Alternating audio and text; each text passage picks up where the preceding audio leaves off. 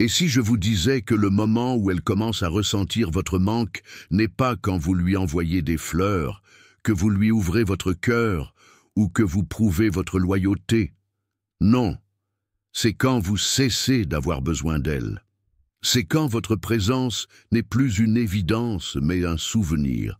Dans cette discussion, nous allons explorer en profondeur le changement qui opère lorsque vous passez du statut de demandeur à celui d'homme tellement ancré en lui-même qu'elle n'a d'autre choix que de ressentir l'absence de ce qu'elle tenait autrefois pour acquis. Et nous allons explorer cela avec un état d'esprit calme et calculé, à la manière d'un homme stoïque. Pas de drame, pas de jeu, juste de la clarté, du respect de soi et ce genre de silence qui résonne. Commençons. Numéro 1. Le besoin masque votre valeur. Quand vous avez besoin qu'elle valide votre valeur, elle le ressent et s'éloigne doucement. Le désir, alimenté par le manque, se transforme en pression. Mais quand vous vous détachez et maintenez votre propre cadre, elle commence à remarquer ce qui ne mendie plus son attention. Vous avez peut-être cru qu'en montrant à quel point vous teniez à elle, elle se sentirait en sécurité.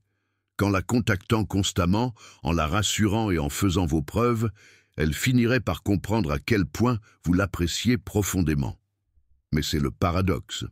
Ce que vous pensiez être de l'amour ressemblait à de la dépendance. Et au fond, la plupart des gens ne sont pas attirés par le besoin. Ils sont attirés par l'ancrage, la présence et la certitude. Dès l'instant où vous l'avez placé au centre de votre stabilité émotionnelle, vous avez inconsciemment cédé votre pouvoir. Chaque message trop expliqué, chaque enregistrement d'anxiété, chaque tentative de la conquérir lui donnait l'impression d'être au-dessus de vous. Non pas qu'elle voulait se sentir supérieure, mais parce que votre besoin la plaçait sur un piédestal que vous auriez dû réserver à vous-même. Un homme qui incarne les enseignements du stoïcisme le sait. Votre valeur n'est pas négociable, et ce n'est certainement pas quelque chose que quelqu'un d'autre a le droit de confirmer. Vous ne courez pas après la validation, vous la cultivez de l'intérieur. Comme l'a dit Épictète, nul homme n'est libre s'il n'est pas maître de lui-même. Et cela inclut la maîtrise de l'envie d'être vu, d'être choisi et d'être constamment rassuré. Ironiquement, dès l'instant où vous vous retirez, non pour jouer des jeux, mais parce que vous vous êtes souvenu de qui vous êtes, tout change. Elle commence à sentir la différence. La version de vous qui autrefois convoitait son attention se déplace maintenant avec intention. Imperturbable, silencieuse mais pas froide, concentrée mais pas rancunière. Et soudain, l'énergie s'inverse. Vous ne courez plus. Et c'est là qu'elle commence à remarquer ce qui n'essaie plus de la convaincre, car quand vous cessez d'avoir besoin d'elle, elle a une chance de réellement vous désirer. Si vous avez déjà dû revendiquer votre valeur en vous éloignant d'un endroit où vous vous sentiez invisible, faites-le savoir aux autres dans les commentaires ou écrivez simplement « J'ai arrêté d'avoir besoin d'être nécessaire ». Votre parcours pourrait être le rappel dont quelqu'un d'autre a besoin aujourd'hui. Numéro 2. Le respect de soi est magnétique. Vous avez cessé d'avoir besoin d'elle dès l'instant où vous avez commencé à vous respecter vous-même. Vous ne vous pliez plus, ne suppliez plus, ne vous brisez plus juste pour rester proche. Marc Aurèle a dit un jour « S'il n'est pas juste, ne le fais pas. S'il n'est pas vrai, ne le dis pas. » Cela inclut de vous modeler en une version qu'elle pourrait approuver au détriment de votre propre vérité. Il fut un temps où vous atténuiez votre lumière juste pour éviter de surpasser son inconfort. Vous restiez silencieux quand vous auriez dû parler. Vous restiez présent quand vous auriez dû partir. Vous vous rendiez plus petit, plus doux et plus sûr, espérant que cela vous rendrait plus facile à aimer. Mais chaque compromis qui allait à l'encontre de votre être profond ne la rendait pas seulement confortable. Il érodait votre centre. Et finalement, vous avez réalisé qu'aucune connexion ne vaut la peine de se perdre soi-même. Voyez-vous, le vrai respect de soi ne fanfaronne pas. Il ne boude pas. Il n'a pas besoin d'élever la voix. Il est simplement. Il se manifeste par une présence calme et ancrée qui ne troque plus l'intégrité contre l'affection. C'est l'homme qui n'explique pas sa valeur, il l'incarne, et quand vous commencez à choisir l'alignement plutôt que l'approbation, tout change. Vous cessez de vous intéresser aux femmes qui sont confuses à votre sujet. Vous cessez de trouver des excuses pour un comportement incohérent. Vous cessez d'internaliser les signaux mitigés comme des signes que vous devez en faire plus. Vous ne courez plus après les personnes émotionnellement indisponibles. Vous attirez ce qui reflète votre propre stabilité. C'est là que le changement opère. C'est ce qu'elle ressent. Pas seulement votre silence, mais votre souveraineté. Elle remarque l'absence de besoin dans votre énergie, l'absence de performance. Et qu'elle l'admette ou non, cela la déstabilise, car la version de vous qui essayait si fort d'être assez ne cherche plus la permission d'être entier. L'homme stoïque ne se conforme pas pour gagner l'amour. Il devient le genre d'homme qui s'aime assez pour se retirer de tout ce qui insulte son âme. Il ne feint pas l'alignement, il le vit. Et c'est ce genre d'énergie qui attire le respect, même dans le silence. Numéro 3, sa curiosité remplace votre accrochement. Quand vous êtes toujours disponible, il n'y a pas de mystère, pas de tension, pas d'espace pour que le désir déploie ses ailes et s'envole. La présence constante, aussi bien intentionnée soit-elle, devient prévisible, et la prévisibilité émousse l'étincelle. Mais dès l'instant où vous commencez à vivre sans elle, authentiquement, pleinement, sans excuse, quelque chose change, pas seulement en vous, mais en elle. Soudain, votre silence devient plus fort que chaque mot doux, chaque confession, chaque tentative de prouver votre valeur. Elle remarque, non pas parce que vous avez fait un spectacle en partant, mais parce que vous avez cessé de graviter autour de son monde. Et, étrangement, c'est précisément ce qui commence à l'attirer de nouveau. Voyez-vous, le besoin crée de la pression. Il crée un poids que le désir n'était jamais censé porter. Lorsque votre énergie est concentrée sur la réassurance constante, sur le fait d'être vu, sur le fait de prouver que vous êtes assez, cela épuise le mystère. Cela transforme la connexion en obligation. Mais la présence, la vraie présence, est différente. Calme, ancrée et imperturbable, elle crée un champ magnétique autour de vous. Elle ne pousse pas, elle ne tire pas, elle est simplement. Et ce genre d'énergie ne mendie pas l'attention, elle la commande naturellement. Le jour où vous avez cessé de vous expliquer, cessé de rapporter chaque pensée et cessé de chercher subtilement la validation, vous n'avez pas disparu. Vous vous êtes expansé, vous avez retrouvé votre énergie et avec elle, votre pouvoir. Vous avez créé de la distance, non pas comme une punition, mais comme une conséquence de l'alignement intérieur, un espace qu'elle ne pouvait plus contrôler, un silence qu'elle ne pouvait pas décoder. Et cette distance, elle commence à résonner dans son esprit. Elle soulève des questions discrètes qu'elle ne peut pas facilement faire taire. Est-il vraiment parti? A-t-il cessé de s'en soucier? Ou s'est-il enfin souvenu de qui il est? Ces questions ont du poids, car l'incertitude, lorsqu'elle est enracinée dans un calme respect de soi, est un terrain fertile pour l'attraction. C'est dans le fait de ne pas savoir que naît la curiosité. Et là où il y a de la curiosité, le désir suit souvent. Avant, vous étiez peut-être celui qui vérifiait constamment son téléphone, rejouait les conversations et suranalysait les silences. Maintenant, vous êtes dehors, vivant, construisant, grandissant et créant votre monde, non par dépit, mais par vérité. Et quand votre énergie change, non pas comme une tactique, mais comme le reflet de votre croissance, elle le ressent. Pas toujours consciemment, mais profondément, car vous êtes devenu ce qu'elle n'attendait pas. Absent, mais pas amer. Indisponible, mais pas cruel. Silencieux, mais pas faible. Tel est le pouvoir de l'homme stoïque. Il ne disparaît pas pour manipuler. Il se retire pour se reconnecter avec son but, son centre, sa boussole intérieure. Il n'a pas besoin d'être poursuivi ou loué, mais dans son calme, dans sa quiétude, dans sa paix, il l'est souvent. Non pas parce qu'il a essayé, mais parce qu'il n'en a plus besoin. Vous n'êtes plus un satellite tournant autour de la gravité de quelqu'un d'autre. Vous êtes devenu votre propre monde, autosuffisant et entier. Et ce changement, il change tout. Si vous avez déjà ressenti ce moment où sa curiosité a remplacé votre poursuite, laissez un commentaire ou écrivez simplement « J'ai arrêté de graviter ».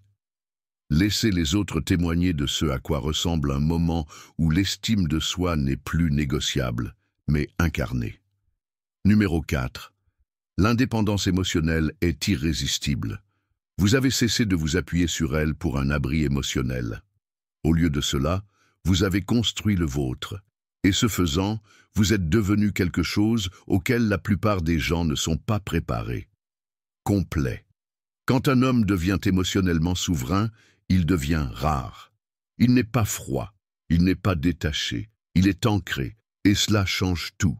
Au début, cela a pu sembler normal, voire naturel, de vous appuyer sur elle pour être rassuré, de laisser ses humeurs déterminer votre paix, de chercher sa présence comme source de calme. Mais avec le temps, vous avez réalisé que personne, peu importe à quel point vous y tenez, ne devrait être votre foyer émotionnel. Car dès l'instant où votre monde intérieur dépend de l'approbation ou de la constance de quelqu'un d'autre, vous cédez votre centre. Alors vous avez fait quelque chose de puissant, vous l'avez revendiqué, vous vous êtes assis dans votre inconfort, vous ne vous êtes pas distrait, vous n'avez pas fui, et vous ne vous êtes pas anesthésié. Vous avez fait face au silence, à la douleur, à la confusion, et l'avez utilisé pour grandir. C'est là que se forge la véritable force émotionnelle, non pas dans l'absence de douleur, mais dans la décision d'arrêter d'externaliser votre guérison. Et c'est précisément ce qui vous rend magnétique. Maintenant, vous ne mendiez pas la connexion, vous la choisissez. Vous n'espérez pas anxieusement la validation, vous êtes déjà ancré. Ce genre de présence n'attire pas seulement, il commande le respect. Le stoïque n'évite pas l'émotion. Il l'embrasse avec discipline, il ne s'effondre pas dans le chaos, il respire à travers. Comme l'a dit Sénèque, celui qui est courageux est libre. Et le courage émotionnel, la volonté de tout ressentir sans le laisser vous posséder, est la superpuissance discrète que la plupart ne développent jamais. Maintenant, elle le sent. Elle voit que vous ne cherchez pas le confort, vous êtes le confort.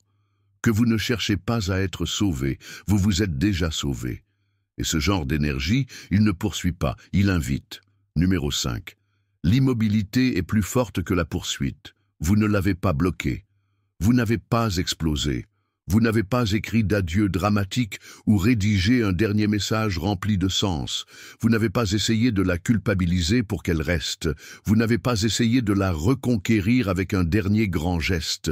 Vous avez simplement cessé de courir, discrètement, calmement, complètement. Et cela seul a tout changé. Elle s'attendait à des feux d'artifice, à une tempête, à une supplication. Elle pensait que vous briseriez le silence en premier, comme toujours, que vous prendriez de ses nouvelles, demanderiez si elle allait bien et la rassureriez sur vos sentiments, même après qu'elle se soit distancée. C'est le cycle sur lequel elle comptait, le rythme émotionnel, où elle pouvait s'éloigner et vous reveniez en courant. Mais cette fois, le script a changé parce que vous n'avez pas réagi. Vous n'avez pas supplié. Vous n'avez pas essayé de prouver votre valeur. Vous n'avez pas imploré de clarté, vous n'avez pas fait de performance, vous avez simplement choisi de lâcher prise, pas comme une tactique, pas comme une vengeance, mais comme une vérité. Vous avez vu le schéma, et plutôt que de jouer votre rôle, vous êtes sorti de scène. Et ce silence, il n'était pas creux, il n'était pas passif, c'était de la présence, pure présence, de l'immobilité avec substance, le genre de calme qui murmure « Je ne suis plus disponible pour ce qui m'épuise ». C'est la beauté du détachement ancré, de vivre comme les stoïciens l'ont enseigné, non par colère ou ressentiment, mais depuis un profond puits de clarté. Un homme enraciné en son propre centre n'a pas besoin de faire du bruit pour être entendu. Il ne claque pas les portes, il s'éloigne simplement de celles qui ne s'ouvrent plus vers la paix. Il n'annonce pas le changement, il l'incarne. Et ce faisant, il devient le changement. Parce que quand vous cessez de participer au drame, quand vous retirez votre énergie sans théâtre, vous lui retirez l'accès à quelque chose sur quoi elle comptait autrefois. votre constance émotionnelle. Et soudain, le silence qu'elle prenait autrefois pour de la faiblesse devient la chose la plus bruyante dans la pièce. Il résonne là où vos mots étaient autrefois. Mais plus que cela, il résonne dans votre absence. Ce n'est pas juste le manque de messages, c'est l'absence de votre présence. C'est ce qu'elle ressent maintenant. Elle se retrouve avec des questions qu'elle ne pensait pas devoir poser. Pourquoi ne m'a-t-il pas couru après? L'ai-je vraiment perdu? A-t-il dépassé cela? Et la réponse est silencieuse mais certaine. Vous n'avez pas disparu pour attirer l'attention. Vous vous êtes éloigné pour retrouver votre paix. Comme l'a écrit Marc Aurèle, la meilleure vengeance n'est pas d'être comme ton ennemi. Et dans ce cas, la meilleure réponse au chaos n'est pas la vengeance. C'est le calme, l'immobilité et la force sans performance. Car lorsque vous ne participez plus au dysfonctionnement, vous révélez à quel point vous vous valorisez profondément. Et cela, plus que n'importe quel adieu bruyant, est ce qui reste vraiment. Alors, si vous avez déjà choisi la paix plutôt que de faire vos preuves, l'immobilité plutôt que la recherche, laissez un commentaire ou écrivez simplement « Elle a entendu le silence ». Laissez les autres ressentir ce que signifie arrêter de courir et commencer à vous souvenir de qui vous êtes. Vous n'avez jamais eu besoin d'élever la voix pour faire connaître votre valeur. Votre immobilité a tout dit. Numéro 6, vous ne cherchez plus à prouver quoi que ce soit. À un moment donné, vous essayez de lui montrer que vous étiez digne par des messages, de l'attention et des gestes. Vous pensiez que si vous aimiez plus fort, vous montriez plus et vous expliquiez mieux. Elle finirait par voir votre valeur. Vous avez essayé de gagner ce qui aurait dû être mutuel dès le départ. Mais maintenant, vous avez dépassé cette version de vous-même. Vous laissez votre vie parler d'elle-même. Il y a un changement discret qui se produit lorsque vous cessez de performer pour la reconnaissance de quelqu'un d'autre, lorsque vous cessez d'essayer de les convaincre que vous êtes assez. Ce changement s'appelle le respect de soi. Et il ne mendie pas pour être vu. Il rayonne simplement, pas plus fort mais plus profondément. Voyez-vous, l'envie de prouver vient souvent d'une peur cachée de ne pas être assez tel que vous êtes. Et quand cette peur mène la danse, chaque geste, aussi gentil soit-il, porte une pression silencieuse. Mais quand un homme entre dans sa propre conviction, dans son propre cadre, il ne performe plus. Il vit, il construit, il est. Le stoïque le comprend bien. Comme l'a dit Épictète, si tu veux t'améliorer, contente-toi d'être considéré comme insensé et stupide.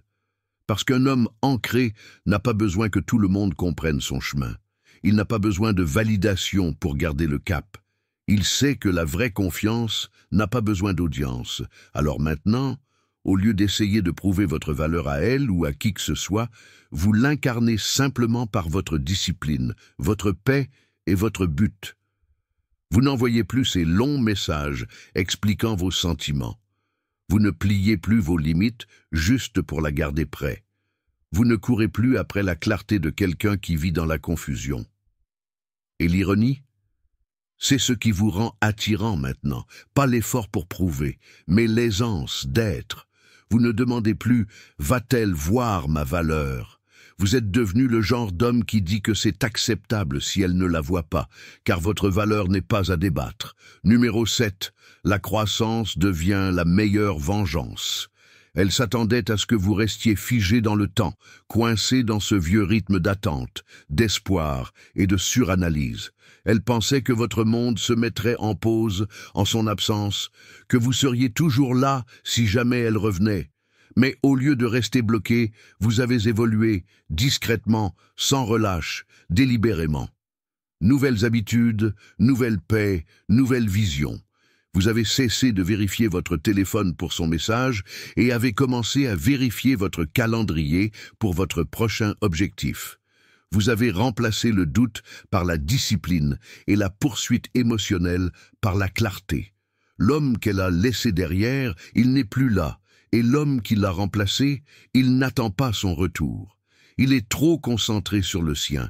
C'est ce qui fait que ça frappe différemment, parce que maintenant, quand elle regarde en arrière, Elle ne voit pas seulement de la distance, elle voit la transformation.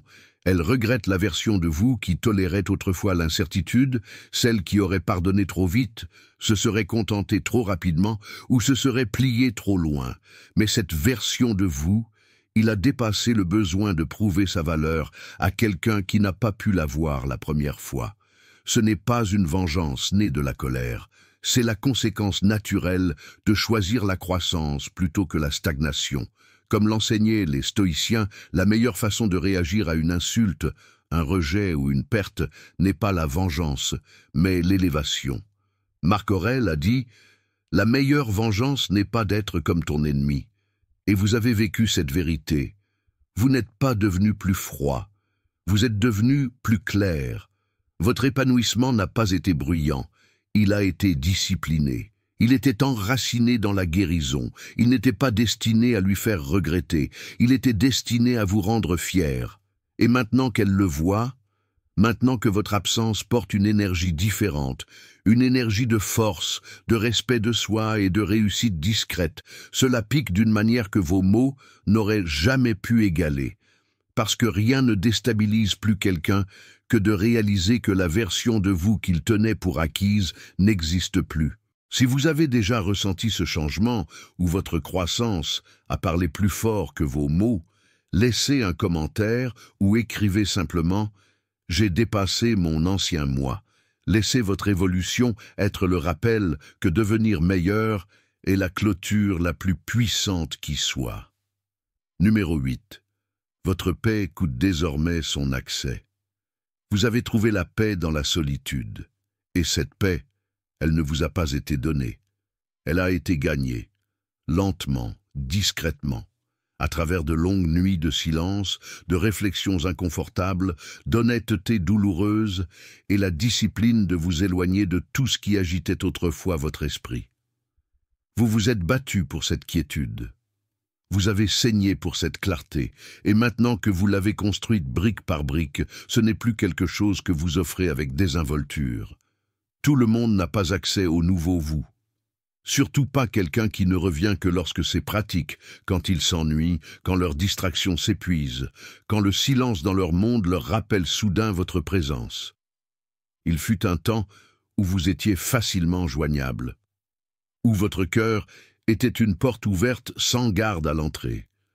Un appel, un message vague, une miette d'attention, et vous étiez là, prêt à écouter, prêt à réparer, prêt à verser votre énergie dans quelque chose qui ne vous rendait jamais vraiment l'appareil. Mais ces jours-là, ils sont partis parce que maintenant votre énergie a un prix. Et ce prix est le respect, la constance et une présence authentique. Si quelqu'un ne peut pas apporter cela à la table, il n'a pas de place. Simple comme bonjour. Vous êtes devenu le genre d'homme qui ne se soucie pas des efforts à moitié, qui ne confond plus la familiarité avec la loyauté. Non pas parce que vous êtes en colère ou désabusé ou rancunier, mais parce que vous êtes devenu intentionnel.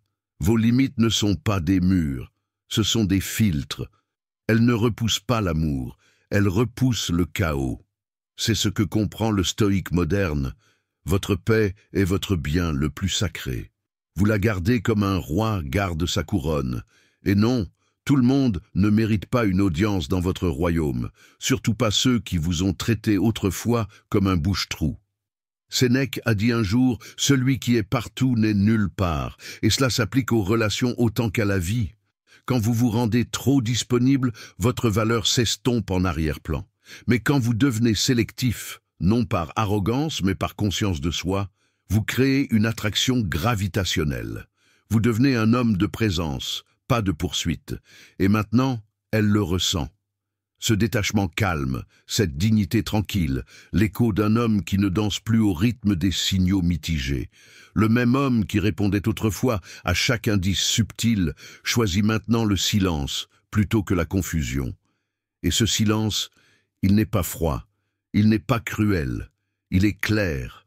Il dit « Je ne te déteste pas, je ne suis juste plus disponible pour l'inconstance. » Alors si elle veut un accès maintenant, ce ne sera pas à ses conditions, ce sera au vôtre, Pas dans votre passé où le chaos régissait la dynamique, mais dans votre présent où la paix est la gardienne de la porte, car maintenant vous ne vivez pas pour être choisi. Vous choisissez, et vous choisissez la paix à chaque fois. Numéro 9. Elle regrette l'homme qui a lâché prise.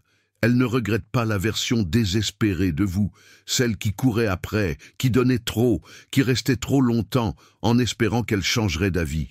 Non. Cette version de vous était trop disponible pour manquer, trop investie émotionnellement pour créer de l'espace. Et c'est le paradoxe. Tant que vous aviez besoin d'elle, elle n'a jamais eu à ressentir le poids de votre absence. Mais maintenant, elle le ressent. Elle regrette l'homme qui a enfin arrêté d'attendre, l'homme qui n'a pas quitté en tempête ou claqué les portes, mais qui s'est discrètement choisi lui-même. Vous n'êtes pas parti pour marquer un point. Vous êtes parti parce que vous avez réalisé qu'il n'y avait plus rien à prouver, plus de supplication, plus d'espoir qu'elle voie votre valeur. Juste de l'immobilité, juste de la vérité. Et ce genre de lâcher-prise, c'est inoubliable. C'est la partie à laquelle elle ne s'attendait jamais. Elle supposait que vous resteriez toujours dans son ombre, orbitant autour de sa vie avec les mains ouvertes et le cœur fatigué. Mais vous ne l'avez pas fait. Vous avez évolué. Vous avez pris du recul, non par dépit, mais par sagesse, parce que vous avez finalement compris.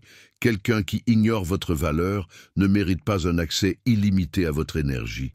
Et c'est là qu'elle a commencé à ressentir votre manque. Pas l'ancienne version, mais celle qu'elle ne peut plus atteindre. L'homme qui a trouvé la clarté dans la solitude, qui a trouvé la paix en lâchant prise. Celui qui a cessé de chercher une clôture et est devenu la clôture. Les stoïciens nous ont enseigné que la vraie force ne réside pas dans le contrôle des autres, elle réside dans la maîtrise de nous-mêmes. Épictète a dit que la liberté est le seul but digne dans la vie, et la liberté émotionnelle, le pouvoir de se détacher avec grâce, est ce qui sépare le réactif du résilient. Maintenant, elle le voit. Elle ressent le silence, non comme une absence, mais comme une présence. Votre nouvelle présence, élevée. Et cela pique parce que cette fois, votre amour n'est pas disponible sur demande. Et ce qu'elle manque vraiment, c'est l'homme assez fort pour s'éloigner sans regarder en arrière. Si vous avez déjà lâché prise, non par colère, mais par clarté, laissez un commentaire ou écrivez simplement « Je suis devenu l'homme qu'elle n'attendait pas ». Laissez les autres voir à quoi ressemble un moment où la paix remplace la poursuite. Numéro 10. Laissez-la ressentir ce que vous ressentiez autrefois. Le désir, l'incertitude, le tourbillon constant des « et si ». Ces émotions vivaient autrefois en vous. Elles façonnaient vos journées. Vous tenez éveillé la nuit. Vous rejouiez autrefois les vieux messages, cherchiez du sens dans ces silences, et vous accrochiez à l'espoir comme si c'était le dernier fil retenant votre cœur. Mais quelque chose a changé. Vous avez cessé de donner votre pouvoir à l'inconnu. Vous avez cessé de faire de sa distance un signe de votre valeur. Et lentement, ces émotions qui vous tenaient autrefois en étau ont commencé à se dissoudre, non pas parce que vous les avez forcées à partir, mais parce que vous avez dépassé la version de vous-même qui avait besoin de réponses pour se sentir entière. Maintenant, ces sentiments se sont discrètement déplacés vers elle. Le désir est le sien. L'incertitude est la sienne. Le silence qui vous torturait autrefois l'entoure maintenant. Elle se demande ce que vous pensez, se demande si vous avez vraiment tourné la page, se demande pourquoi son retour n'est pas accueilli par la même porte ouverte. Et c'est la leçon. Les stoïciens ne nous ont jamais enseigné à jouer des jeux, mais ils nous ont appris ceci. La liberté ne vient pas du contrôle des autres, mais du fait de relâcher leur contrôle sur nous. Vous ne pouviez pas la forcer à rester, vous ne pouviez pas contrôler son absence, mais vous pouviez contrôler comment vous y réagissiez, et c'est là que réside le pouvoir. Vous imploriez autrefois l'univers de clarté. Maintenant, votre clarté la pousse à tout remettre en question, non pas parce que vous cherchiez la vengeance, mais parce que vous avez choisi le respect de soi. Et rien n'est plus fort que le silence d'un homme qui n'attend plus d'être choisi. Et voilà, non pas par la poursuite, non pas par la persuasion, mais par un détachement calme, une force tranquille, et ce genre de croissance intérieure qui ne demande pas de reconnaissance. Vous avez tout changé. Vous avez cessé d'avoir besoin d'elle, et ce faisant, elle a enfin commencé à ressentir ce que vous ressentiez autrefois. C'est le paradoxe.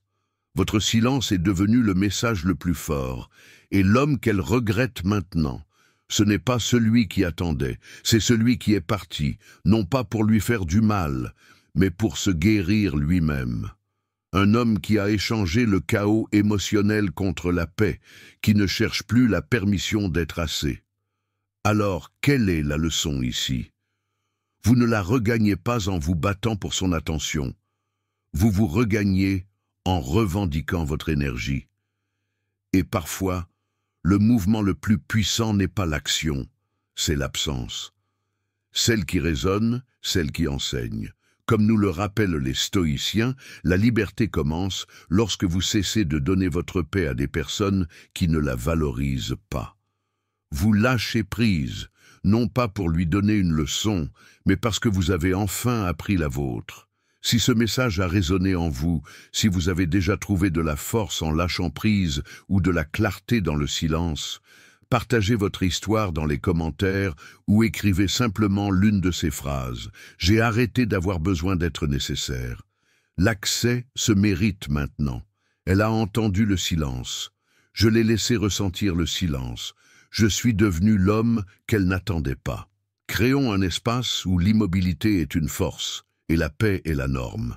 Si vous avez trouvé de la valeur dans ceci, aimez, partagez avec quelqu'un qui a besoin de ce rappel et assurez-vous de regarder les prochaines vidéos à l'écran. Plus de sagesse vous y attend.